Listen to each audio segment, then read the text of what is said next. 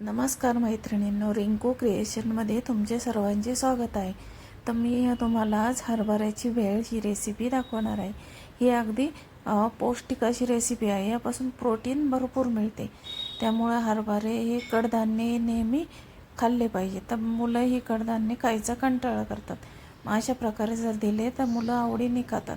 आता हे मी हरभरे 7-8 तासासाठी भिजत ठेवले होते आणि आता हे स्वच्छ 4-5 पाण्याने धुवून घ्यायचे. त्यामुळे त्यातला सर्व गॅस निघून जातो आणि पोटाला त्रास होत नाही.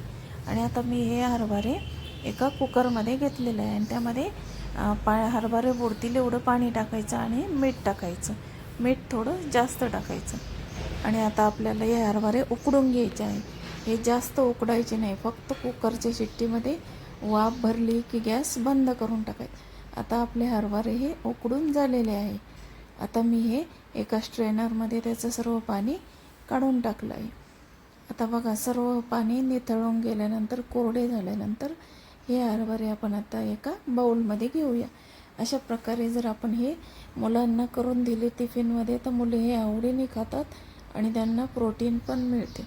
आता यामध्ये मी काय काय टाकणार आहे तुम्ही बघा. आता यामध्ये मी लाल मिरची पावडर,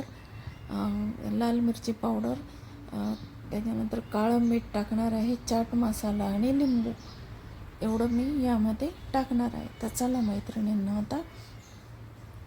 आता आपलं सर्व हरभऱ्यांचं पाणी नितळून झालं आहे. आता आपण हे एका बाऊलमध्ये काढून घेतलं आहे आणि आता हे सर्व मसाले त्यामध्ये मिक्स करून घ्यायचे आहे आपल्याला.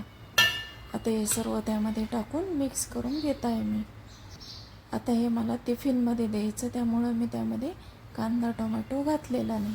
आता याच्यावर वरून लिंबू पिळायचे आहे आणि सर्व मिक्स करून घ्यायचे आहे. तर बघा मैत्रिणींनो, किती सोपी आणि पटकन होणारी ही हरभऱ्याची भेळ आहे. तुम्हाला ही रेसिपी कशी वाटली हे मला नक्की सांगा आणि माझ्या चॅनलला लाईक, शेअर आणि सबस्क्राईब जरूर करा. तर बघा मैत्रिणी, अगदी पौष्टिक अशी आपली हरभऱ्याची भेळ तयार झाली आहे. धन्यवाद.